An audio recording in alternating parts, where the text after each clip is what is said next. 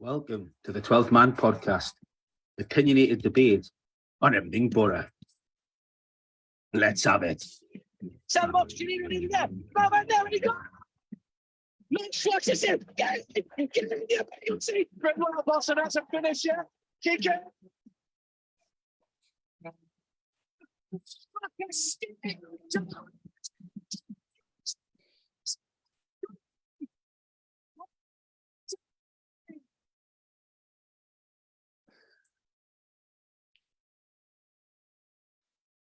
Absolutely love that intro. Quality. Good evening. Welcome to the 12-Man podcast. Live again. We're back on Monday night. Happy days. You got me, Steve Jackson. I'm in the main chair. There's only two of us in this week. The ones on Facebook Live can obviously see Mr. Cutler. Give it a couple of seconds. He will wave and say hello to you. But I've got Cuts with me. He's with me this evening. Evening, Cuts. Evening, Stephen. How are you doing? You've never called me Stephen. It's my radio voice. Radio voice. Wow. Right. We've got one of them now. So there's his radio voice. I've got a couple on the old Zoom. Mr. John Donovan, my racing sidekick. Evening, JD. How are you doing? You okay? Yeah, I'm going good. How are you? Yeah. What happened on Sunday? Somebody said on Twitter you missed an appointment. What was all that about? Oh, I missed my mate's christening. Oh, you're joking. No. How bad's that? Nice one. Oh, that is bad. That is bad. And was that just a result of Well, I thought it was next week. So like, and obviously I was absolutely dying on Saturday and Sunday. So yeah, but it was worth it. It was a good day out. So yeah. Yeah, it was worth missing a christening. Yeah, of course it was. Yeah, sorry, Pete. Sorry. And we got Mr. Steve Dixon. Evening, Dicko. Evening, chaps. Everybody okay? Yeah, we're doing good, mate. How are you? Good. Yeah. Buzzing. Good. Yeah. So here we are. We're back live on Monday night. We're regular. This is our regular slot now. No moving. No. Yeah, this is it. I'll start with you, Cuts. How are you doing? Yeah, very well. Season's getting ever closer, so getting excited for it. Let's get some signings over the line and let's push forward. Well, that's it. I mean, we'll talk about signings. We'll talk about the pre-season games that have just gone. Obviously, we've had Rotherham and Betis. Was it Betis? Betis. Yeah. So we've got them two games to talk about. We've got a special guest coming on, which I'll let Dicko introduce. Not yet, though. The only hint I'll give is it's to do with Martin Payero. That's the only hint I'm going to give. It's worth giving us a listen for. It's going to be a decent chat. So we've got him for 20-25 minutes, and then we'll talk about the remaining two. We've got Bradford on Wednesday night, and we've got Auxerre on Saturday before the big kickoff. So, John Don, as pre-season goes on, results don't matter. We know that. Are you feeling we're progressing as pre-season's going on as we should be? I think so. Yeah. I mean, I haven't watched any of the friendlies live. I've seen a fair bit of the highlights, and I've spoken to people who've been, and I've read sort of press reports also. And I think the general consensus of opinion is that we're looking okay. Obviously missing a cutting edge, but the people are happy with the way we keep possession, controlling the ball, our intricate play, pass and move, and creating chances. I mean, the Betis game on Saturday, we had a handful of chances before they took the lead. Crooks really was a bit unselfish. I thought he should have scored in the first half or had to go himself, but he decided to pass it across, and the chance went. And then Hoppy towards the end of the second half could have equalised for us. So we are creating chances. Like you say, friendlies, results are not that important. It's all about how we play and getting the shape, getting match fitness, and yeah, I think it's stepping up nicely. Obviously, the blue touch paper is lit on at our home game against Millwall, and that's when the season really kicks off, obviously. Exactly, and that's for me. That's the most important bit. Obviously, being ready for that game on the 5th of August. I'm going to bring Dicko in now because he'll bring the other side of the argument. How are you feeling about pre-season? At the moment, well, I agree with what John said. To be first of all, pre-season to me, it's about getting minutes in the legs of the players and not picking up injuries because they can prove costly at the start of the season if you go into it with a few injuries. And obviously, we picked up one on Saturday, which was a shame, and obviously that's going to hit the squad hard as well. But pre-season for me, same as John said, it's not about results. It's just about how we play. And from what I've seen, the same as John, I haven't seen all the games, but they're playing some good football. They're knocking it about right. We do lack a cutting edge, and that's obvious. But Tuber Akpom isn't in the side, and we haven't replaced Cameron Archer from last season. So I think that's quite obvious what we need to do to strengthen the side. We've got a problem at left back at the moment, and arguably a problem at right back with Tommy Smith getting injured as well. So I'm a little bit at the moment apprehensive, but I'd like to think come the 5th of August against Millwall, we'll have a couple of new faces in the door by then. Because as I said numerous times on the podcast, Middlesbrough's big failing is starting the season poorly and playing catch up. And I think this season it's really important that we start the season on the front foot with some points on the board in challenging that top 2, top 3, top 4 right from the off. Sick of Middlesbrough playing catch up. So let's hope we get a couple of players in through the door and keep Tuber Akpom and start the season in a strong position, because the recruitment team has done a lot of good work this summer, bringing in the 6-7 players that we have to fill the squad and the bench for the season coming up. But we're still that, for me, 3 or 4 real top players light to have a real challenge at the moment. Yeah, I mean, I can see where you're coming from, to be quite honest. Obviously, there's positions where we're a bit light. Obviously, you mentioned there, the forward part of the pitch, your number 10s, your strikers, we're still a bit short. Obviously, Akpom's not back yet. The big worry, though, is the fullbacks. The fullbacks are a big worry now, because obviously on Saturday, Tommy Smith went off injured on a stretcher as well, so that didn't look good. Dijksteel, he seems to have picked up a knock somewhere as well. Are we starting to look at Vandenberg at right back now for the first game against Millwall potentially? Obviously, I don't know what's going to come in the next couple of weeks. We don't know. But then it's left back. We've only got Coulson, haven't we? That's the other issue as well. I don't think Hayden Coulson, if you're looking at pushing the top 2 positions in this league, is of the required level. I'm not saying he's a bad player. He's not capable of playing championship level football, but I don't think he's a top 6 fullback. And the same at the right back position as well. We're going to miss Tommy Smith. I like Dijksteel, as you know. I've said my piece on Dijksteel numerous times. Me and Cutler constantly argue about who's the better player between Dijksteel and Tommy Smith. But I would like to see Middlesbrough bring in a new left back and a new right back, if I'm being brutally honest. I think we need that. It's a key position, the way Michael Carrick plays. He likes his wing backs playing high up the pitch, getting crosses in the box. And at the moment, I don't think we possess that within our squad. Yeah, that's the only problem, isn't it, for me? I mean, up front, we've got players that can potentially come in. Like, you've got your Colburns, you've got your Pieros that can come in that we didn't have last season. Well, end of last season anyway.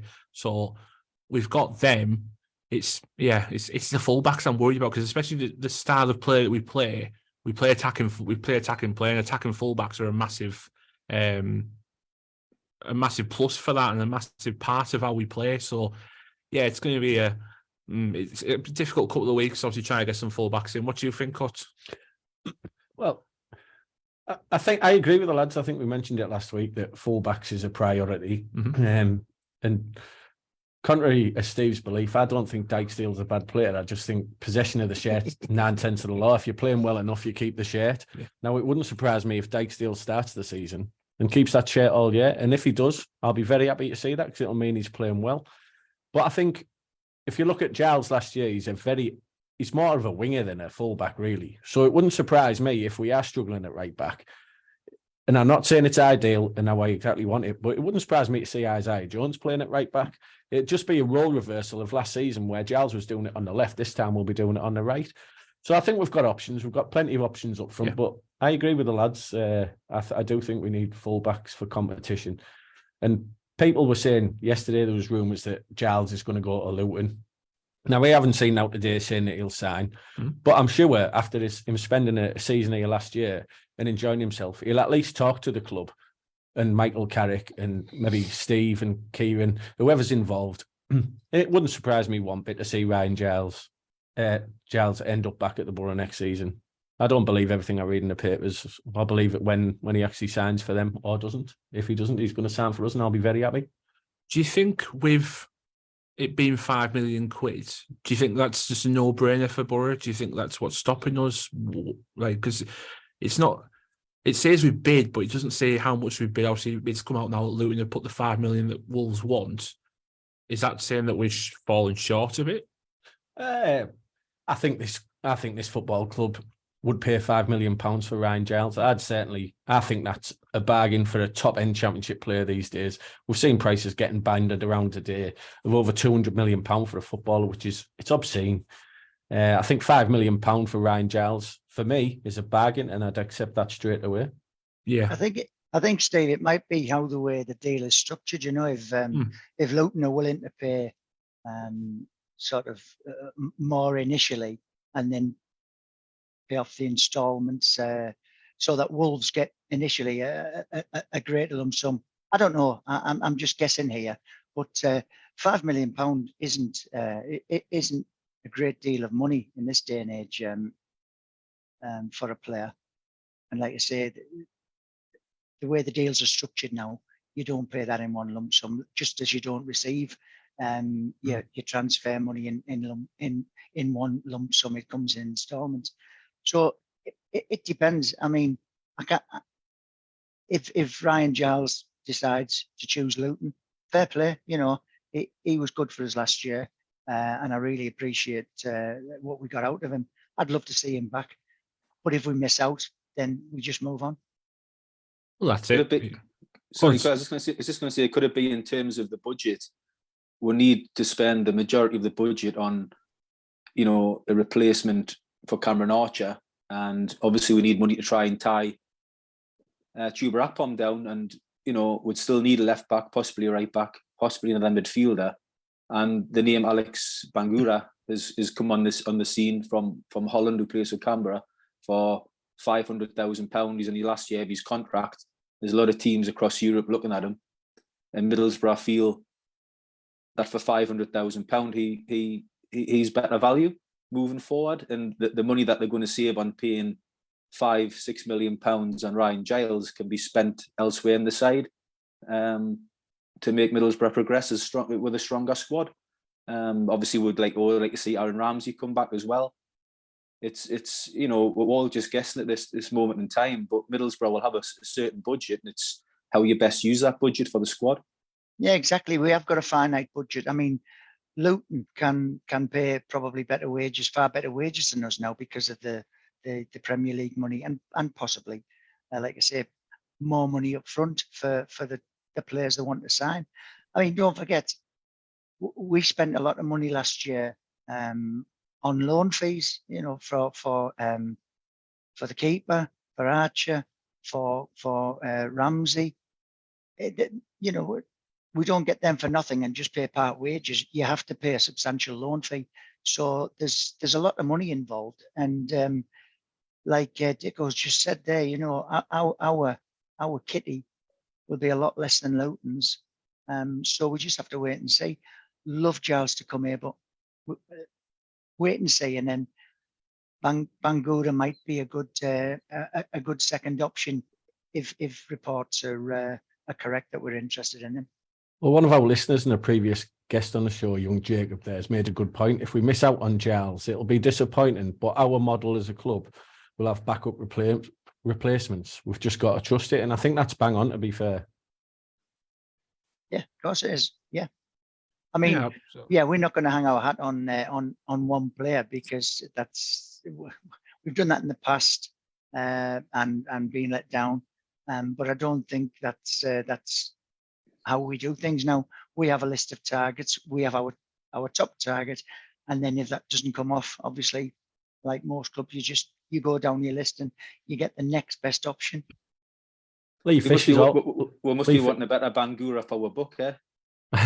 Oh, See, Lee Fish has That's also shocking, mentioned that we got the Oh, private God. loan, the private investment loan, which could be used for last season's loans and in some way come into play over future transfers like Giles if push comes to shove, which again is a very good point. Absolutely. I was expecting the way we used to a cropping assessment. I just absolutely said nothing. No, But I'm gobsmacked by that crap joke that Dicko's just come up with. So I'm just recovering from that for the next 10 seconds. yeah, well, while you recover from that, I mean, people that are obviously interacting with us live as we're going out now, keep your thoughts coming in, because I'm about to let a guest in now, which is related. Obviously, it relates to what we're talking about, transfers. You know, if you're looking for players to come in, we've got one coming back from Argentina, haven't we? So I'll let this young man in.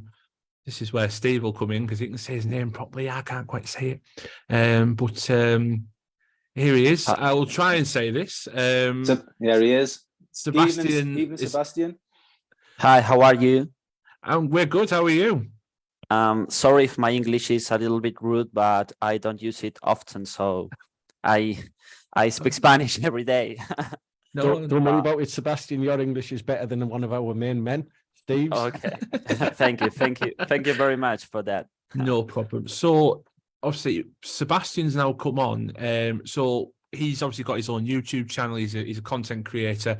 We've contacted Sebastian basically because he's closely in contact with one of our main men. He's in contact with Martin Payero. He's good friends with him. What's your relationship with Martin? You know, how often do you speak to him? Yeah, well, we are close friends. Besides the interview, that is a project that's mine that I started in March of this year. We are good friends. He is friend of a friend of mine in common.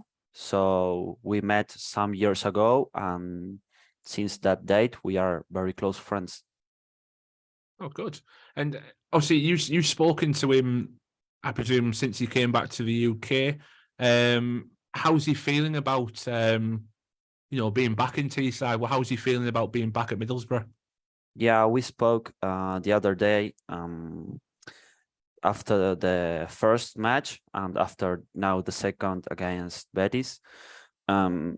He always spoke to me about how different is the game in Europe than in South America.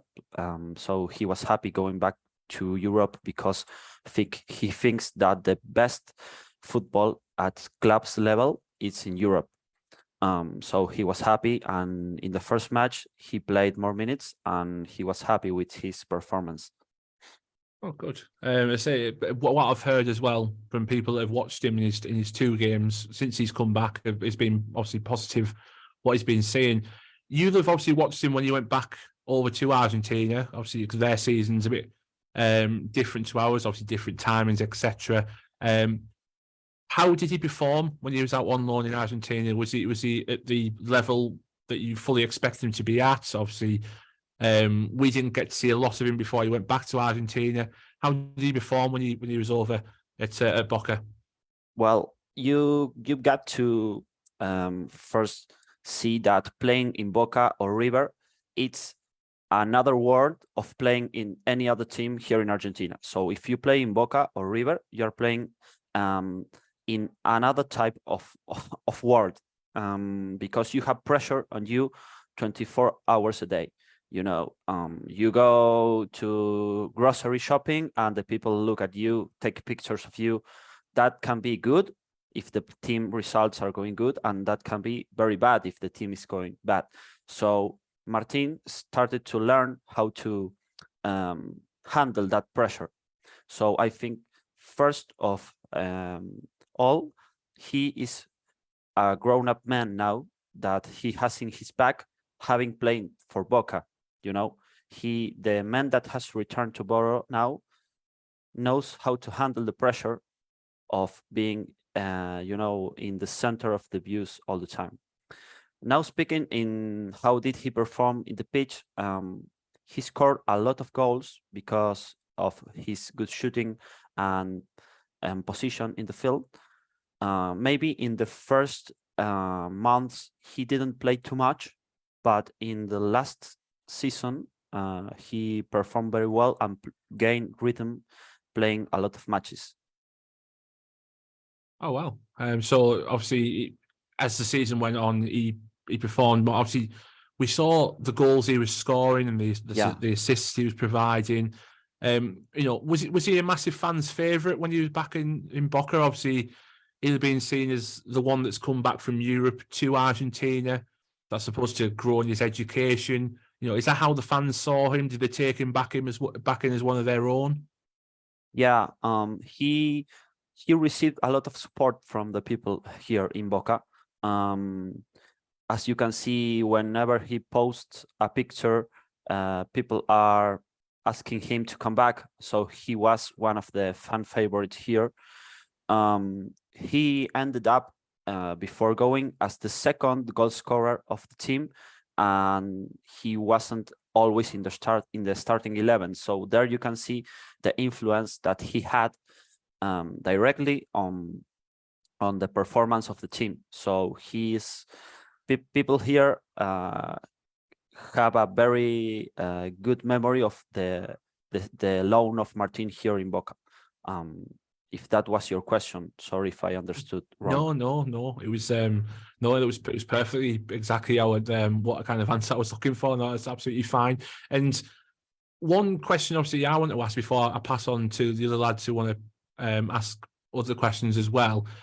The position that Martin plays, obviously, he's played a few games for us, but in different positions. Like he's played directly behind the striker, on the right, on the left. What would you say is his favoured position? What was he most comfortable playing? I wouldn't decide it by a position in the field. I would change that to a style of playing. I wouldn't say that he has a favorite position in the pitch, but yes, that he has a favorite style of playing. He likes the teams that manage the ball, that want to have possession and to attack, having a lot of options, strikers, wingers, fullbacks going on the sides. That's the style of football that Martin likes to play, where he feels comfortable. Now, talking about positions, he has played in the midfield as a central offensive midfielder. He has played wide at the left, so when he goes inside to his right foot, he has all the pitch to open play, because he has good passing or good long range shooting. Those are the two positions where he plays better for me. It's interesting you mentioned that style of play there, Sebastian, because that perfectly described what we saw under Michael Carrick last season.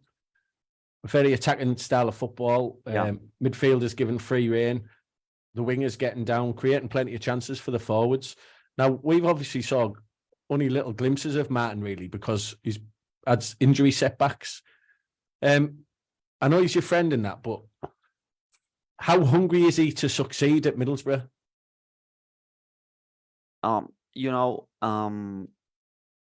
I think I can answer that question, but not certainly at Middlesbrough, because we don't spoke about that specifically.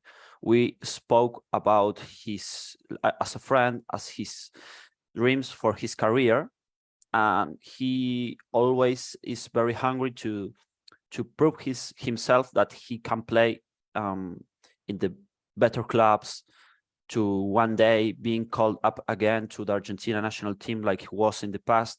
So for me, I'm talking about me, not Martin. The best place to achieve that is doing it in Boro, because we saw together a lot of matches of Boro last season under Michael Carrick, the manager, and we saw that they were very dynamic, very explosive, like you were talking right now. So I think that under Michael Carrick as a coach, he can grow a lot.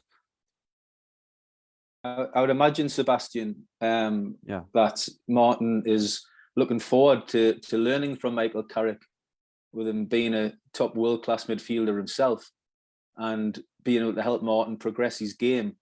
Like you said, it's a different game in Europe compared to South America. Has Michael Carrick indicated to Martin that you'd like him to be part of his plans for next season?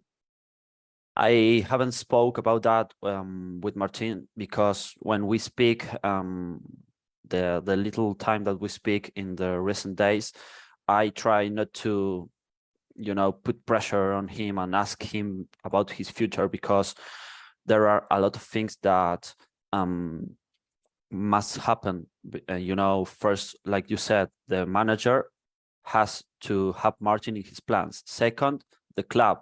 Third, we have to wait that if an offer arrives, what does the player want? So there are a lot of things that are going to happen in the upcoming days that I, as a friend of him, try not to pursue, or to be I don't know how to say it in English, but I try to have a chat as a friend, ask him how is he doing there, where is he living, if we can play some matches of PlayStation, to have a chilling time, because I know that going to another country and being alone isn't easy, so I just try to be in a role of friend with him. On your YouTube channel, on the video, he seemed very, very passionate about the Middlesbrough supporters, and he mentioned how fantastic they were when we took 10,000 to Old Trafford, and he spoke very openly and honestly about his love towards the Middlesbrough supporters, which was great to hear, because since he's been at Middlesbrough, I haven't really heard a lot from him for different reasons. He played for Argentina in the Olympics in 2020. He's still only 24. Does he still harbour international ambitions with Argentina? Yeah, well, speaking first of the Boro fans, like you said, he always spoke very good about them. He told me that the first day that he arrived, when it was the presentation with the T-shirt and the number, he already had some songs with his name, so he was crazy about that. Always positive things, so he appreciates very much how the people have been with him since he arrived to the club. So that's incredible from the support from the fans. Now, talking about the ambition of playing in Argentina, of course there it is. That's his main goal, because, as I told you, he has ambitions of proving on the side of his career. He isn't right now worrying about the economic side or those type of things. He wants to prove that he can play in the elite of football. So that's his playing for Argentina is one of his biggest ambitions, and we spoke about that in the interview, like you said. Two quick questions, Sebastian. How was Martin's English coming along? And secondly, who wins the PlayStation game, Sebastian or Martin? He has started studying English when he was here, and I know that he's doing it there in England too. And the second question, I'm just gonna show you this, and I think that's the answer you need. The question all Middlesbrough fans are waiting to hear from you, Sebastian. Has he indicated how much of a fan he is of Middlesbrough's new away kit? I didn't understood. Can you repeat it? Middlesbrough have a new away kit, yeah, Yeah. which is designed like Boca Juniors. Oh yes, the second So, kid. yes, Yeah, so yeah. He sent me Martin that indicated- tweet. He sent Yeah. me that Twitter to me. You know, the one I showed you via WhatsApp. He sent it to me, and I sent it to you. So He's happy. he's happy. It's a very nice shirt. Well, I don't know if you can see the background, but I have one of Martin there. That's one of Perfect. him, and the other one is from Messi. You know. Sebastian, I have to apologise. I know you couldn't understand, Steve. We have the same problem occasionally. Could I ask, you know, that the Championship's a very tough league. The games come very quickly. You play a Saturday, you play a Tuesday or Wednesday, you play a Saturday. It's very, very tough and physically demanding. Is Martin up for that? Is he that type of player? Can he put up with the physical side of the game in the Championship? Well, thank you for the question. Yeah, sure, he can do that. Also, like Steve saw in my interview, he talked about what is gaining rhythm. You know, playing. If you start playing, he talked about that, because when a player starts in the 11, you know, 1, 2, 3 times, he starts to feel more confident, and with all the advanced recovery methods that are in the football nowadays, he can be that type of player for sure. He can start every match, because his body fat is very low. He has good muscles, good height. He takes care of himself, and if he's there in England and starts to be in the starting 11 with continuity, I'm sure that he can be a very important player, and, you know, have his physique okay. Good. And how about how he feels living on Teesside? Obviously, it's a huge change for him, and I know he's had a previous spell, but it's a big wrench being away. It's difficult being away from home, and we need the player to be right mentally, the attitude of the player to be right. Will he adapt to that? Will he be comfortable on Teesside? Well, I think that that's maybe a question that only he can answer 100%. But I can give you my opinion. As I'm saying, it's my opinion.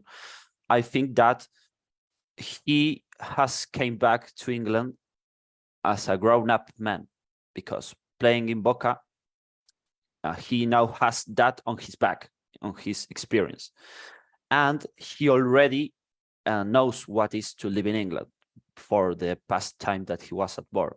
So he is more ready 100%. But how it will develop, I think it's only a thing that he can answer to you. But I'm quite sure that he can do it perfectly, because at the end of the day, his passion is football, and football has no type of language, you know, only going inside the pitch and showing your skills and what you are able or capable of doing. Sebastian, you used to play professional football yourself in the second tier of the Argentinian league. Yeah. Did you and Martin's paths ever cross in terms of playing against each other? Yeah, but only a friendly match, because he was playing in Banfield and they were in first division, and I was playing in Platense. We were in lower division, and the reserves team made a friendly match. We played against each other, and of course, in the moment, I didn't knew him. But some years later, I showed him a picture of that match of myself, and he told me that he was playing that day. And we managed to play one match without knowing ourselves. That was very funny. So, Sebastian, you mentioned at the start of the conversation about Martin having to adapt to a certain type of style of play in England. Now, I've watched a little bit of Argentinian football in the past. and especially Boca and River, it's very physical. So when we signed an Argentinian player, I didn't think the physical side would be that much of a problem. I know Martin's young and he's still building his body and what have you. Is it more the pace of the game or the Saturday, Wednesday games, or in your opinion, what is it in particular that he needed to adapt to? Because for me, it's not the physical side. Growing up in Argentina, where there's a lot of that in their football. What I think that is the most the biggest difference that you can see between the football is the technique, because when you arrive to Europe at level clubs, it's the best football in the world. And talking about Premier League or English football, you are talking about the best of the best. So there, the players manage to resolve situations in one touch. Meanwhile, here in Argentina, players need to do two. So that's, I think, the main difference in that Martin will have to practice or get that style of playing or rhythm. But I'm quite sure that with 1 or 2 more matches, he's going to be in the same symphony as all of his teammates. I'm quite sure about that. Oh, perfect. And one last question from me before we let you go, because you've given us so much of your time and so much information. We're so grateful. It's more of a personal question, this one. When Argentina won the World Cup, what were the celebrations like where you were? I must be honest with you. I was in a trip. I was in Peru. I wasn't in my home because I also played football in Peru. So I have a lot of friends there, and I went on a trip of 3 months and I saw the final there. So I wasn't in my country. But I can tell you it was crazy. You know, the players had a tour with the bus. It was scheduled. They had the cops, everyone that was surrounding them. And in the middle of the tour, they had to cancel it and get out of there in helicopters because the quantity of people that was in the streets, that was crazy. Well, it's a shame you missed out on that party, Sebastian. But if Martin has a good season and Middlesbrough have a successful season, there'll be a party going on around these areas. You're more than welcome to join us. One of my plans is going to Europe soon to make some interviews to Argentinian players there. So I will be very happy of going to a match of Boro very soon. If Martin does well, Sebastian, this season and has a key role to play, would love to have you back on the podcast to discuss them further. That would be great. I would be very happy of going there. We have a deal. Perfect. Thank you so much for coming on. It's an absolute pleasure. Please keep in touch, and I say we'll get you all back on later on in the season. And hopefully, if you do make the trip over to England, please come and see us. And we appreciate your time. Thank you so much. Sure, guys. Have a nice day, and thank you for the time and for inviting me. Thank you very much. Goodbye. Thanks, Sebastian. Bye. Bye. Thank you. Wow. There you go. That was Sebastian. He was. He was. Yeah. Well, I guess that was. I'll give us a bit of an insight about how Martin's settled into Teesside, how he's getting ready for the new season. Obviously, Dicko, what did you? Obviously, you were kindly enough to get us in touch with him. What did you think of Sebastian's words? I think they're encouraging. I think he's probably not wanting to say too much because, we don't know what's going on exactly behind the scenes. For in terms of Martin's contract and if Michael Carrick would like to have him as part of his plans or not.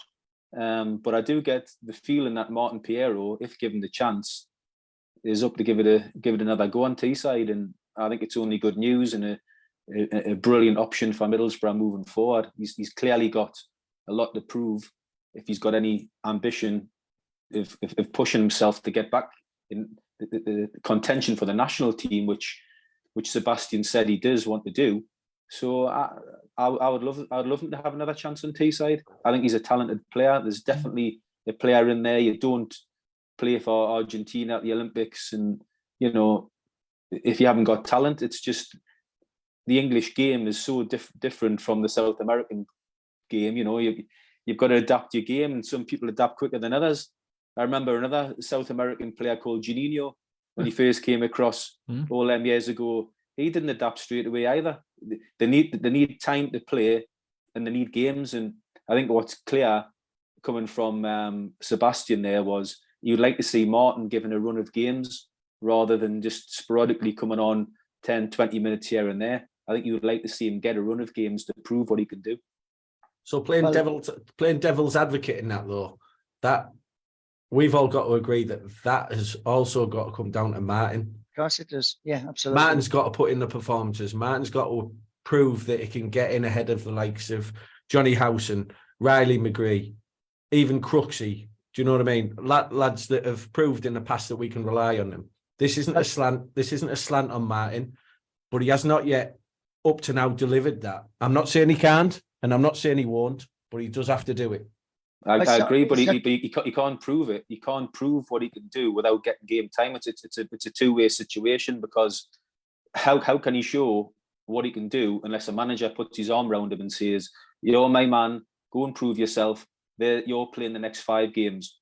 Prove to me you deserve to be in the team." Training, then Dicko, he's got to shine in training for the manager to think, right, you know, you step up, and then when he gets a chance, try and make the most of it. I mean, 100%. It's not just about the player's quality. It's about attitude. It's everything, really, isn't it? You know, got to be a team player. Got to want to die for your teammates. There's a lot of things. Quality obviously matters, but attitude is key. You've just gone full on Neil Warnock there. You've got to die for it. It's interesting. It's interesting though, because we've had a couple of managers. Well, we've had a couple of managers that Martin's played under, and not really any of those managers have given Martin the game time. Now, there's obviously a reason for that we don't see every day. John mentioned training. You've got to be hungry in training. You've got to show that you're committed. Now, there's a reason why Martin hasn't had numerous games in a row. He has had injuries, but it's not just injuries the reason that he hasn't played. So he has to take that on the chin himself. Absolutely. No, you've all of you have made really valid points. You say it does look like he has a desire and the want to obviously succeed while he's here, but he's got to show it. You know, he can't just expect that he's going to walk in and as John Don put it, he's got to die for them 3 points. You know what I mean? So, I mean, there's obviously a talented player in there. Yeah, absolutely. We've scouted him. We paid a decent amount of money. He's got a good pedigree, but like I say, he has to show it. Forgetting about us as fans, he's got to show it on that training pitch. Exactly. I think the next two games are big for him, aren't they? You've got the friendly on Wednesday at Bradford, and Auxerre at the Riverside. And I think he needs to heavily feature in those games to show what he can do. He only got 10 minutes the other day against Betis. I'd like to see him get 60, 70 minutes against Bradford and, you know, play in the Auxerre game at the Riverside and see what he can actually bring to the side. The one thing he can bring to the side, which we haven't got, in my opinion, is a good set piece person. Somebody that can deliver the ball into the box, corners and free kicks, because our corners and set pieces are so poor and have been for a long time, and he does possess that. So that's certainly one big tick in his box that he could bring to Michael Carrick's side that we haven't got. One thing we can all agree in, we all want him to succeed. Yeah. Come on, John. I was just going to say, he almost scored direct from a corner, didn't he, Payero? Yeah, he did. What game was that? It was in the North Stand. Oh, and he almost scored direct from a corner. The keeper had to scramble to his keeper's right to claw it out. Yeah, that would have been fantastic. I'm going to have a look at that, because I remember the keeper flapping like Big Bird off Sesame Street, trying to get the ball going behind him. If anybody's listening on Facebook or YouTube, if they can refresh my memory, because please I can't remember what game it was.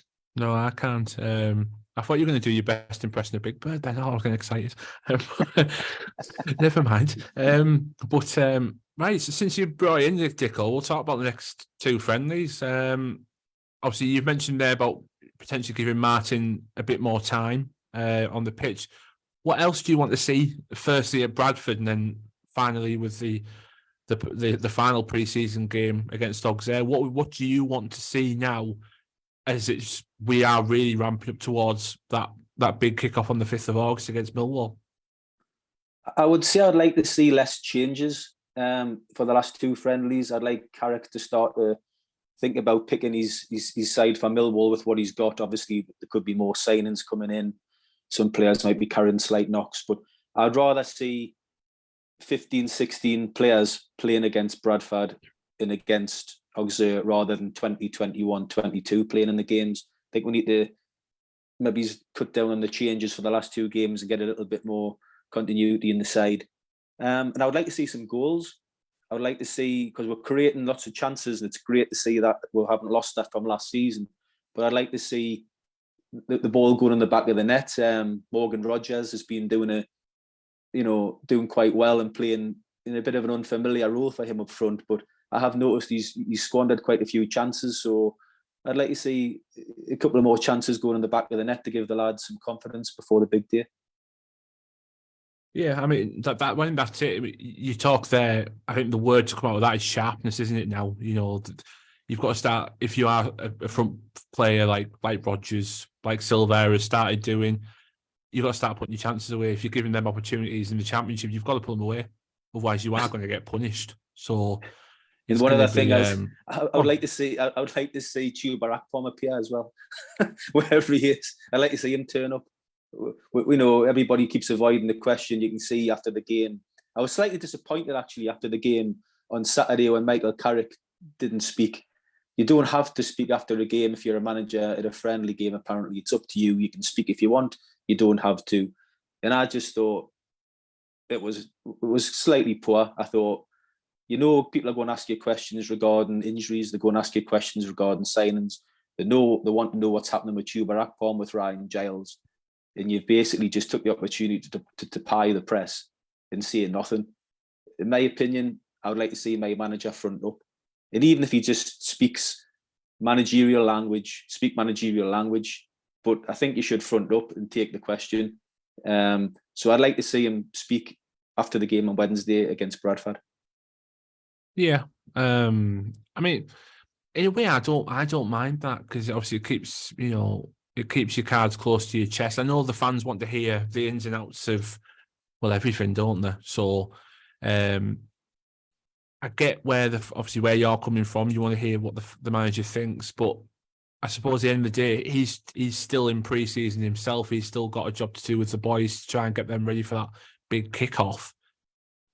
I don't mind him not talking to the press, and because obviously some of the answers he's giving anyway, it leaves you second guessing as it is. I mean, when he talks about Giles, he just says, "Who knows?" You know what I mean? That's what I mean. I don't expect him to come out and say we're not signing Ryan Giles or Chuba Akpom wants to leave. I just think as a manager and the figurehead of Middlesbrough Football Club, give the fans 2 minutes of your time to hear what's going on.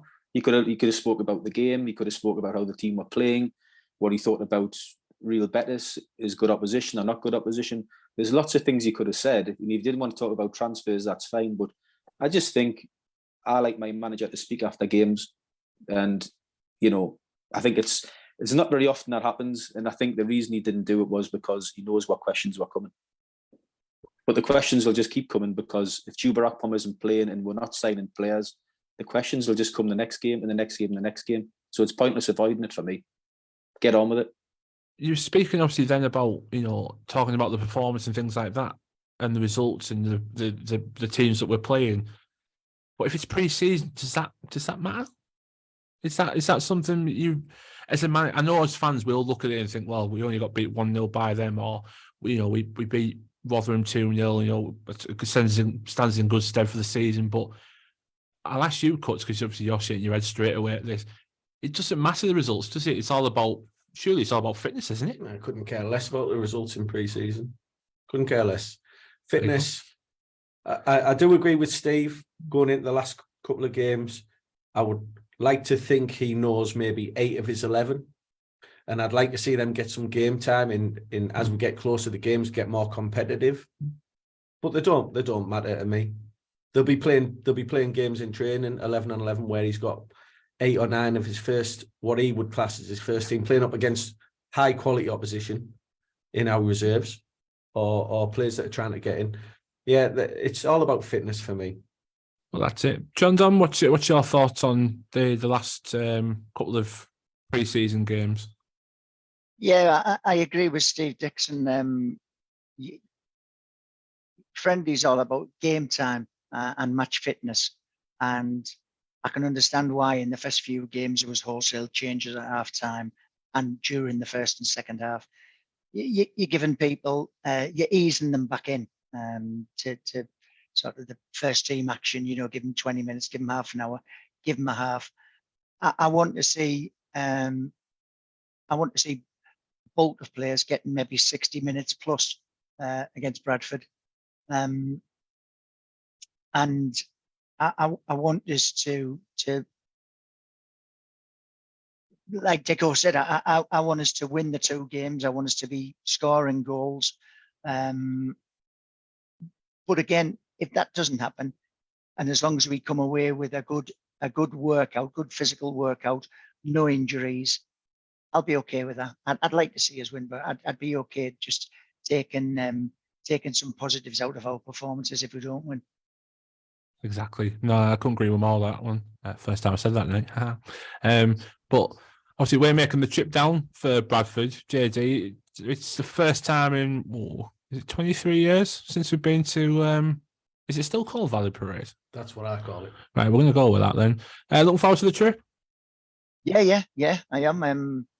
I was trying to remember the last time I was there. I don't know whether it was the spectacular Ricard goal or whether it was one of the goal that Andy Armourad scored. I can't remember which particular game it was, but yeah, it's been over 20 years since I've been to Bradford City, so that's why I decided, you know, I fancied this.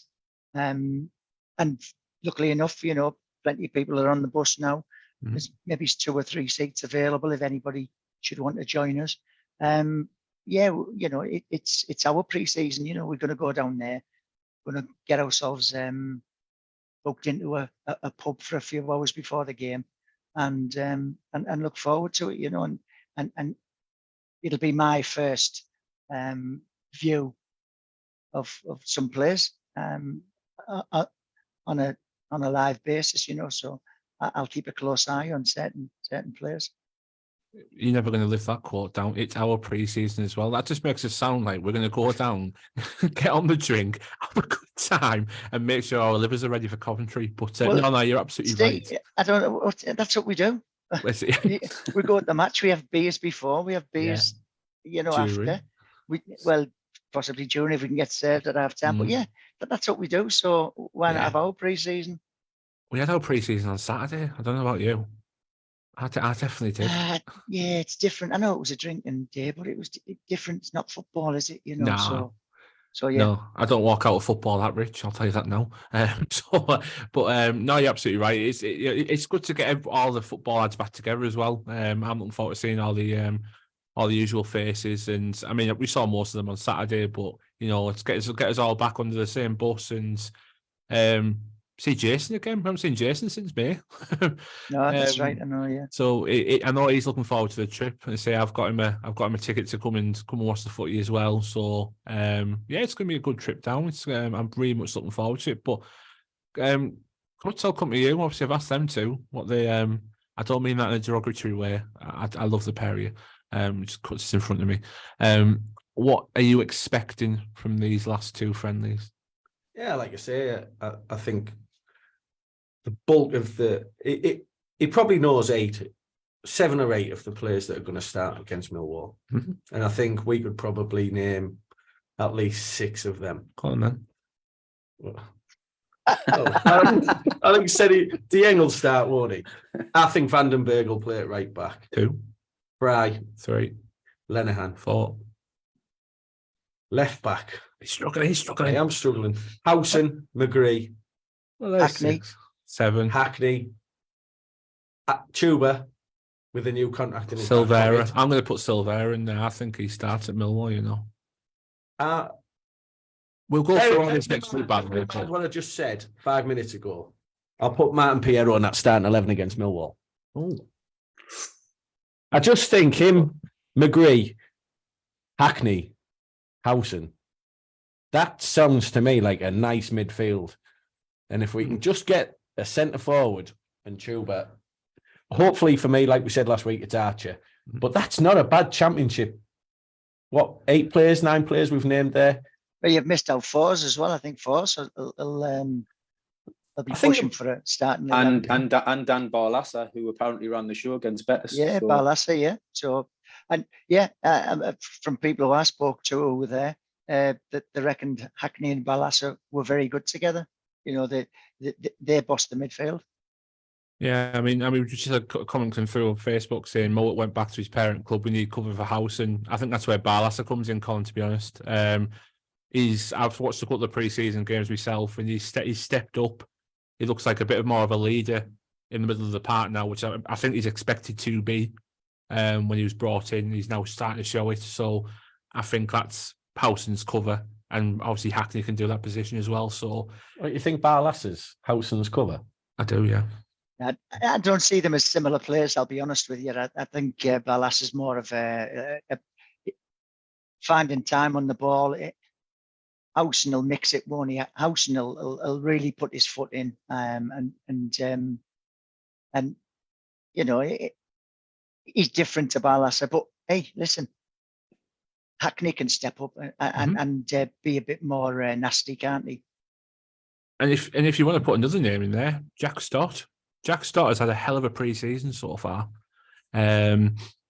So, I mean, there's another name that could. I mean, I expect him to go out on loan, but we can't start 14 players against Millwall. We did well considering we were only going to name 8. I know, we've done really well, haven't we? Yeah, when I said name him, I didn't think he'd go through all them, but well, we've got 3 keepers. Can we start 2 of them? But speaking of that, we haven't mentioned the signing of the 3rd goalkeeper. Well, go on then. Yeah, we signed a 3rd goalkeeper. So informative. What was it, Jamie Jones, isn't it? He played near enough a full season for Wigan last year. Yeah. You know, I think Steve is the expert on the goalkeepers, being one himself, or was one, apparently. Long time ago. Yeah. Go on, Steve, you've got 60 seconds. Tell me about Jamie Jones. No, Jamie Jones is coming in as cover basically because obviously in January we're going to lose Senny Dieng to the African Cup of Nations, and possibly if he gets into the squad, we could lose with our goalkeeper to Australia as well. Glover could go with Australia, so it could be too late. But where Australia going? I'm sure they've got something on at the same time of year as well. They've got something on. What they could do? Yeah, we could lose it. I can't remember what it is, but somebody Like a Barbie. I can't think of it off the top of my head, but we could lose it because I think they were on about the Australian lads could go as well that time of year as well, couldn't the Silvera, if he gets called up, he could go with Australia at the same time. Is it that CONCACAF or something like that? Aye. Oh, that's North America. Are you thinking about the Asia Cup? Oh, I don't know. I'm not sure. We'll get Rye back on. He'll tell us. Yeah, we're gonna have to get Rye back on. I'm so glad. So glad everyone tunes in for our expert opinions and there's not knowing where the players are going to. Well, we're not preaching to be Gatwick or anything, right? We don't know where they're going, so I think on that note, I think I'll end it there, boys. Thank you so much for coming on. It's been a blessing as always. And we'll catch you next week for another go up the Boro. Up the Boro. Great laugh, thanks, fellas. The 12-man podcast, opinionated debate on everything Boro. Let's have it. Sound box, you need to there. Right there, when you go. Let's watch this in. Get in the penalty. Red Royal Boss, and that's a finish, yeah. Kick it.